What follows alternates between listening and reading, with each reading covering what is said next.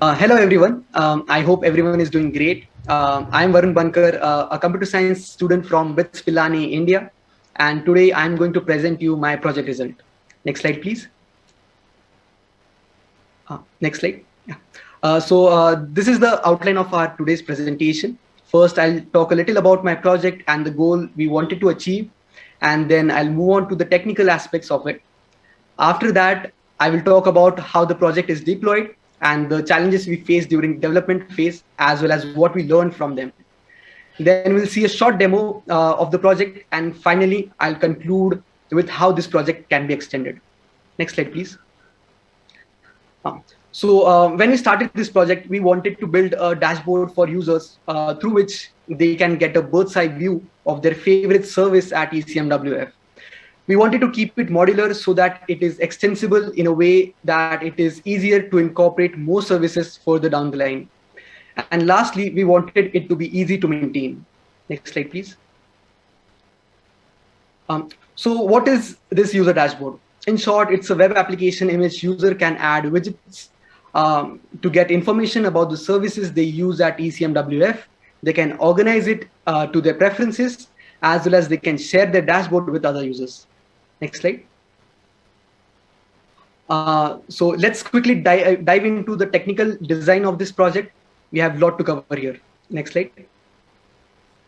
So initially, this was the high-level design of our project, in which we had Django at the backend acting as the proxy server, then PostgreSQL as the database, and Create React app in the front end. But as we developed the project, we soon realized that Django and SQL database are not the right choice for our needs. And we were constantly trying to re-implement workarounds to get the feature set we wanted. So we decided to change the tech stack midway of the project. Next slide. Next slide, please. Yeah. So this is the current design of the project, where we have Express.js server running inside Node.js, NoSQL database MongoDB, and Next.js in the front end. The front end is developed independently of the backend and communicates with the backend via REST APIs. Next slide. So let's have a closer look at the responsibilities of the backend. It manages many of the application essential services, such as server-side state management, user authentication, communicating with the database, and also communicating with various services of ECMWF, in which case it just acts as a proxy server. Next slide.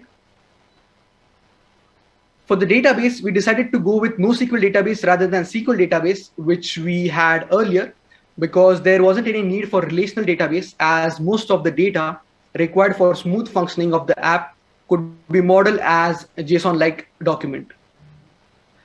This database stores the information about the user and the state of the dashboard, and it doesn't store any data fetched from ECMWF server, as it might get stale if cached in the database. Next slide, please. The front end uses React framework Next.js. It has a lot of pre-configured optimizations, and it can also generate static files, which we are currently using for this project. The static files are sent to client's browser, and any dynamic data is fetched from the backend via REST APIs.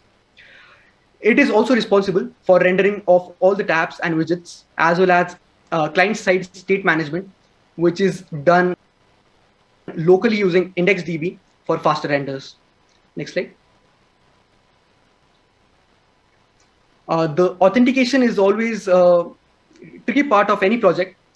This project currently uses custom JWT implementation via Passport.js. So basically, when the user logs in with their credentials, the backend responds with a token, which is then saved in user's local storage, which is used with any subsequent request to the backend. But that is just one side of authentication, which is between the client and the server. What about between server and ECMWF services? This was resolved with the use of API tokens to access certain services of ECMWF, but not all services do support this mechanism. One downside of having custom authentication is that the user accounts are not mapped with user accounts of ECMWF. Next slide. Let's look at few core components. So this is the tab manager, which describes the complete structure of the dashboard. Given this tab manager, the front end can recreate any dashboard. Next slide. Here we have the tab component, which describes the content and the layout of a single tab, as well as the list of users with whom the tab is shared with. Next slide. So widget IDs are crucial for recreating the widgets, as they contain information about the type of widget, basically the builder class ID. And it also contains a unique ID, which helps to place the widget to its specific layout position. The widgets ID are also used with widget configurations, which basically is used to store any kind of data that might be required to recreate the widget. For example, the text widget might store the text content inside of the box. Next slide. Now that we have seen the tab manager and all of its components, let's look what happens when you interact with the dashboard. Whenever the user makes any change to the dashboard, it updates the state locally first and then makes an API request to the server to store the new dashboard state. Now, what if the user refreshes the dashboard?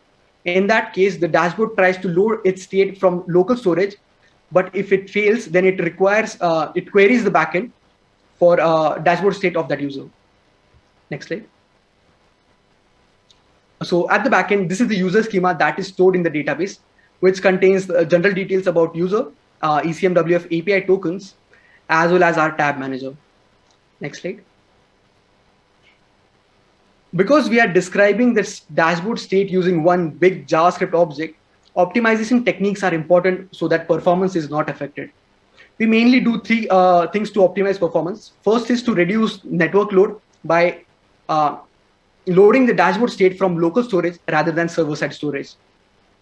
Second optimization is done by minimizing any computational heavy function, so they are not affected by state change unless they need to be recomputed.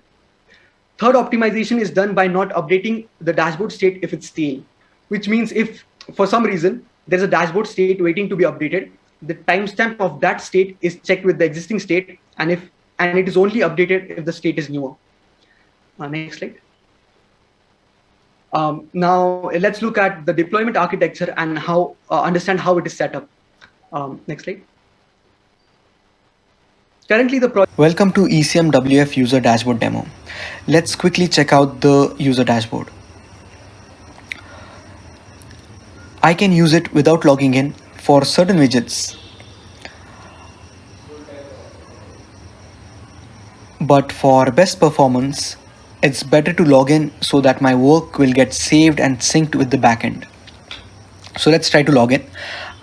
You can fill out your credentials right here. If you don't have an account, you can register your account by clicking here and filling in your details and then clicking on continue, and a new account will be created for you. But as I am already registered, I'll just log in by filling in my username and my password, and after successfully logging in, I'll be rerouted to my dashboard, which is empty now. I can add multiple widgets from this drop down. There are a wide variety of widgets to choose from. I can also add charts by going to the chart browser. Here I can search for charts, turn on images to see the chart thumbnails. I can add multiple charts, so let's select these two. Then going back to dashboard, I can rearrange my charts, resize them to my liking, and I can also interact with them.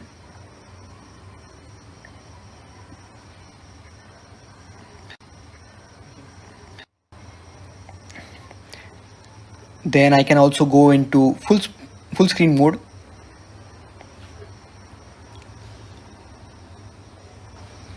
Now let's rename this tab to charts, so we know what kind of widgets are present in this tab.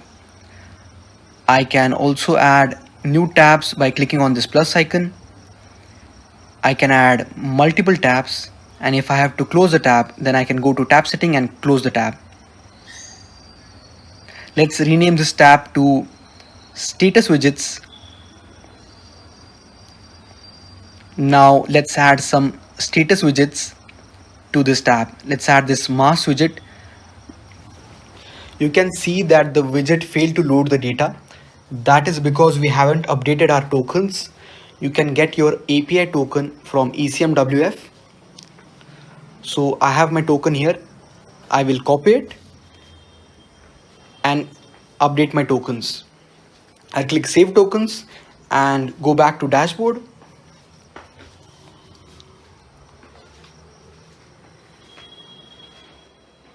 And now you can see the widget has loaded the data.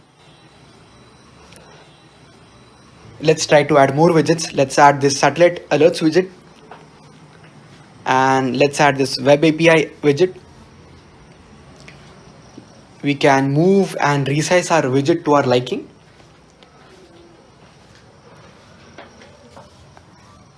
As well as we can remove the widget by clicking on the close button.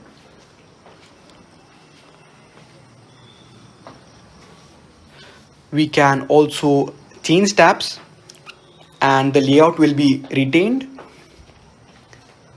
Let's look at the share functionality of user dashboard. Let's share this tab with username foo. We'll get a link. Let's copy this link. And here I have logged in with foo's username. I'll paste the link here.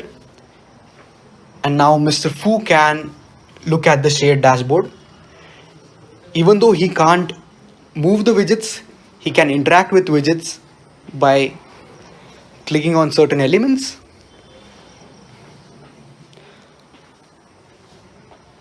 Let's go back to our dashboard and look at the options we have in our profile. So you can change the password, you can clear tab manager, or you can log out. So when you log out, you will be redirected to the home page.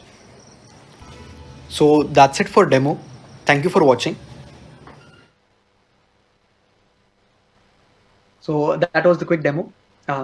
I think we have a little time remaining, but let's quickly cover the extensibility of the project. Next slide. So from the start, the project kept a modular approach. It has a very interesting design where there are builders and which build the widgets using the widget blueprint. And it's all just 3-step process to add a new widget. Next slide. This is a simple block diagram explaining the process, but let's look at it in action through a quick demo. Next slide. If you could play the demo. So now let's look at how easy it is to add a new widget to our dashboard. So we have 3 files open here, 2 of which are templates. This is the builder template, this is the blueprint template, and this is where we will define our new widget. So let's modify our builder template. So we have to add a unique class ID here, and we can modify the default layout, minimum width, minimum height, and the maximum height the widget can have. Then we will add the blueprint, and that's all for the builder template. And now we'll modify our blueprint template. So the blueprint is basically a valid React component, and to have a uniform look, it has a widget container and title bar. Let's modify our title here. And a lot of utility functions can be imported from tab manager context. Currently we are just importing one, which is to remove widget from current tab using the widget ID. And you can add any valid component between the widget body to define the look and feel of your widget. So we'll add a div component here for demo purposes. We'll save this and our new widget is done. So before we look at in our dashboard, we'll add it first to the configuration file. So we define it by builder class ID, and then we define its name and builder class.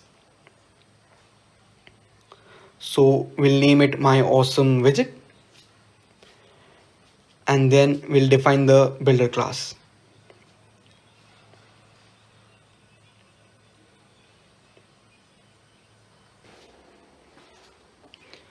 So we are done here. Let's look our new widget in our dashboard. So this is our previous dashboard. Let's look at the list and we can see our new widget has been added to the list, and we can add our new widget to our dashboard. And even after refresh, the new widget will stay there. Now let's look at Mr. Fu's dashboard. If we go to my account, you can see that this dashboard belongs to Mr. Fu, and even he can see the newly added widget in the shared dashboard.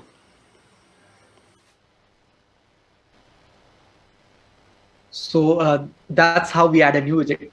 It's a very simple process. So I'd like to conclude my presentation here. Next slide.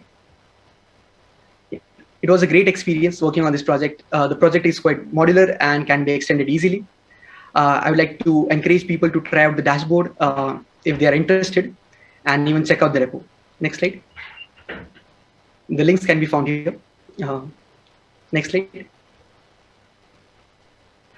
Finally, I would like to thank my mentors, Helen, Sylvie, and Carsten, for guiding me throughout the project. They have been very helpful and very fun to work with. I also want to thank Edward for deploying the project to the cloud, and also Esperanza and Julia for their efforts in organizing everything. Thank you for your time. If you have any questions, you may ask. Thank you, Varun, for presenting your impressive results and the great user dashboard you applied. We don't have so much time left for many questions. I would have a question. So do you know what are the future plans of your developments now? Yeah, so there are many widgets that we can add.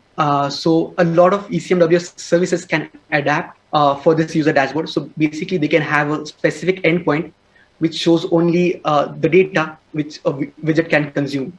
And then we can add a specific widget for that in the dashboard. Okay, and eventually it will be also integrated into ECMWF's user support services? Yes, I would think so. Yeah, it can be. Okay, great. So it was a pleasure also to have you as part of ECMWF Summer of Weathercode 2021, Varun. So it's very impressive, your developments.